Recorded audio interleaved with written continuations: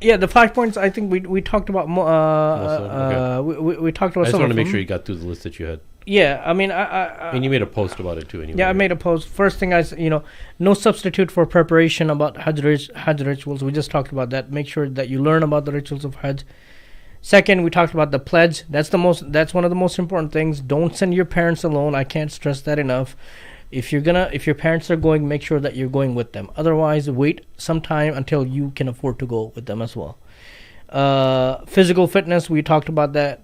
Proper and comfortable footwear, those two things go together hand in hand. Sun and heat should not be underestimated. We talked about a little bit about that. Don't try to be a hero. Yeah, don't try to be a hero because you're gonna get a stroke. Go ahead. The last thing, and this is the most one of the most important things, is listening and following directions of local authorities. And this is actually one of the factors. But they don't like Muslims. Yeah, I'll tell you. Why should I listen to them? This is one of the factors that led to the tragedy that happened this year. Because as I mentioned, 2 days were the days that most of the Hujjaj were impacted by this tragedy. The day of Arafah and the day after. The second day of, actually the 3 days, Arafah and the 2 days after that. On day 4 of Hajj, the heat was so intense that the Ministry of Hajj and Umrah actually issued an order for the pilgrims not to go to Jamarat, to Stone, from 11 a.m. to 4 p.m. Not only that, they sent representatives out there to the camp, to the Mina camp, because you go from Mina to Jamarat. Okay, Yeah. They actually locked down some of the gates and instructed the Hujjaj to stay in the climate Where it's controlled, safe. where Yeah. it's safe, cool and comfortable for them, because it's deadly out there. What do you think people did? They didn't. They went. They're soldiers. They fought with them. They cursed at them. They swore at them. Fir'aun's army is here, preventing us from carrying out our rituals. What do you think is going to happen then? So You don't listen. Did they break down the barricade? People were fighting with them. People didn't follow directions. When they found out about this, a lot of people, they went ahead of time.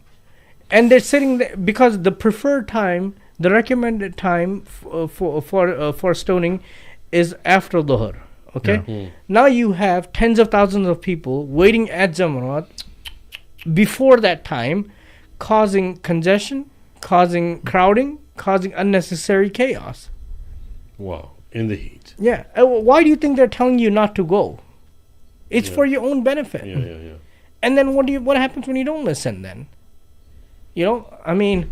Yeah, and look, you've worked with the Hajj packages multiple times and taking people during Umrah and stuff like that in Ramadan. Look, a lot of times people, this is some of the people that I've seen, they inflate so much in their mind what happens on the news and what the international relations are happening and all that. And they think everybody that works with every ministry attached to every sector of Saudi is exactly like one person. And they think that they're all evil. They're all out to get you. They're going to do everything that they can to make sure you die. They want to disunite you from the... No, it's not. There's really, really good people that work for those ministries that are amazing people. And they actually care about your safety. That's reality. Many of those... they have special security force and all of that. But there are many volunteers that are volunteering to take care of the Hujjaj. That spirit is still there of really taking care. Like, they have this, they call them Duyufur Rahman, right? The guests of Allah subhanahu wa ta'ala. And there are many people who actually really believe in that, believe in taking care of the Hujjaj. These are the guests of Allah subhanahu wa ta'ala. We have to treat them with respect and treat them to the best of our ability. There are many who do that. Of course, you have some just like everything in the world, not everyone is going to be on the same page. You have some people who are going to be mean. You're going to have some people who are going to yell at you, who are going to scream at you. That's with everything in life. But that's not the majority of them. I mean, there's so many stories of, I've seen pictures. I've seen it with my own eyes. Like the volunteers, some of the volunteers had passed out too because they were working so much in the heat and the sun. Not everyone out there is to get you and to ruin your Hajj. I mean, I saw just one quick story. I saw one of the volunteers who saw one of the elderly women. I don't know where she was from, what country she was from, but she didn't have proper footwear. So this guy went and bought, right on the spot. I don't know where he bought it from, where he got it from. He got her some footwear, and he put it on her feet. I mean, there's so many stories like that. Yeah, man, it's an opportunity, bro. What's your biggest takeaway before we wrap this up? I know after each one of your experiences, there's like a something you always come away with every trip of yours to the Haramain. My main message for the audience that are listening is, look, you're gonna hear the good, the bad, the ugly. It depends on who you're talking to. But don't let that deter you from fulfilling your obligation if you haven't done this. Don't let that turn you away from this. Because Allah subhanahu wa ta'ala works in mysterious ways. Allah subhanahu wa ta'ala, if you haven't fulfilled this obligation, this is an obligation on you if you have the ability to do so. Even if you don't have the ability to do so, make the niyyah and work towards it, and Allah subhanahu wa ta'ala will open His doors for you. Don't let these stories, the mismanagement, the hardship, the illness, the heat, all those things are just distractions. They're distractions. There's nothing else. It's a distraction. That's all I can say. Follow protocol, man. Follow protocol. Any spiritual insights that you gained, or you saw something amazing, or? Yeah, I'll tell you one thing, and we'll end with this. When I got there, we did the tawaf. Alhamdulillah, I did several tawafs. I did it from the mataf area, from the Kaaba. Oh, inside? Yeah. Subhanallah. From the mataf area. But I didn't touch the Kaaba. I didn't get close to the Kaaba because it was too crowded. I said, I'll do it at a later time. And I kept delaying it. Now the day of departure is here. Now we have to, one of the rituals is we have to do a tawaful wada, right? The farewell tawaf. I said, for this one, I'll go next to I'll go make the dua and close to the Kaaba and all those things. Even though touching the Kaaba, it's not your tawaf, it's not required, but your heart, your soul desires it, right? Like this whole time you've been waiting and you've been wanting to do it, and it's right there. So I said, I'll do it on the final one. And the final one comes. Now they're not allowing the people to go in the mataf. It's so crowded. I said, okay. So my flight was, so I was leaving Makkah the next day. So I was going to do it the night before. So after Maghrib, it was crowded. I said, okay, I'll go later. After Isha, it was crowded. I said, okay, I'll go later. I go there at 1 o'clock. It's still crowded. And they're not letting anyone in. And I'm like, I'm so upset. And in my mind, I'm thinking that I must have done something terrible, that Allah subhanahu wa ta'ala brought me so close, so close, and I could see it. Yeah. It's right there, but I can't get close to it. What am I going to do now? And I have to do my tawaf as well. I said, you can do from the first floor, and I was going to do from the first floor. But first, I couldn't get in because they were sending the crowd to do it from the first floor. I couldn't get to where you can go to the mataf from. I said, no, I'm determined. Now I'm determined. I want to be able to do this. Otherwise, I would feel such a void. I would feel so incomplete. So I went through one of the other doors from the back, from the other doors where they were allowing people in. I just went in from there.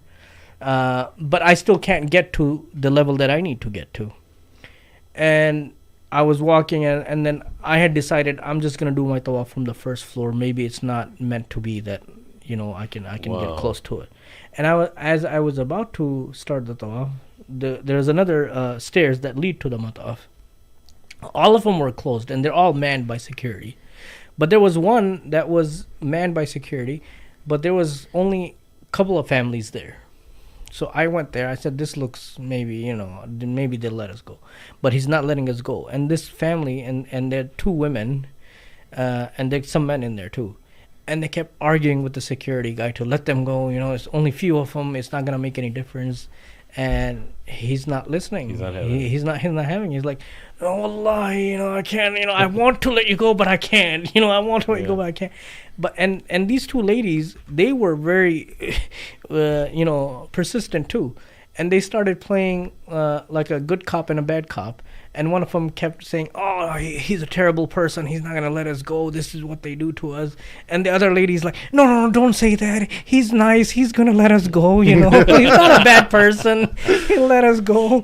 And this went on for like. Talking in Urdu or like? No, it's all in Arabic. Okay. I'm just standing there. Hoping that something comes out of this, and then I'm able to go. And I'm just observing. This goes on for like 10 minutes, 15 minutes. Eventually, he's like, yeah, he moves the gate. He's like, just go. And I just went in with them. And I went in with them, and I'm able to get to where I am. I did my tawaf. I was able to get to the multazam. I was able to get to the door. I was able to touch the black stone. Not the black stone. I didn't try the black stone. The Yemeni corner. Okay. I was able to do everything what I wanted to do. This is, I really felt that this was a test from Allah subhanahu wa ta'ala. Like, you waited it out, bro. But did you do that thing where you, like, each round you go a little closer and closer? Because I remember when I went to you first time, you showed me that thing, like, don't be in a rush. Yeah. The first the first time around, go like this, and then go closer and closer and closer until you get there. Is that basically what you did? Yeah, it all depends on what the crowd is like, right? My goal was to be able to get to the Kaaba. It didn't matter. It happened on the last day. It happened on the last day. You didn't go back to the Haram after that? No, after I didn't know. Okay, no, I did not.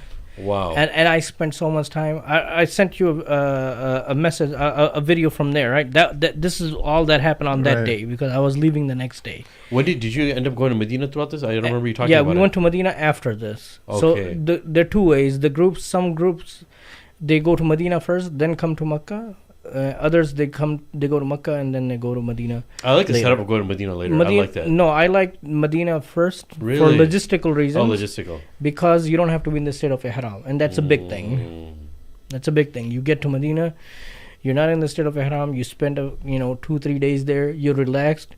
You're refreshed. Then you get in the state of Ihram. Then you come to Makkah. It's much easier that way. Umrah. One last question. Sorry. Do you have to do Nusuk app if you're going for Umrah? No, Umrah is much easier now. I would say if you're not planning for Hajj yet, or if you're not in a position to go for Hajj, by all means go for Umrah. It's much easier now. The tourist visa is there. You can get it online, or you get it on arrival as well. It's much easier now. You can do everything. Visa is not an issue. Book the hotel online. It's much, much easier. And do you have a guide just in case somebody wants to go with a guide? Or do you just do everything on your own? All the rights of Umrah on your own? You could. I have the guide. I can share it with you guys if you want to post it. Yeah. But Umrah is much less. Easier, yeah. It's much less steps, much less rituals than Hajj. It's much easier. Beautiful. And I would advise everyone to go and take your families with you as well. MashaAllah.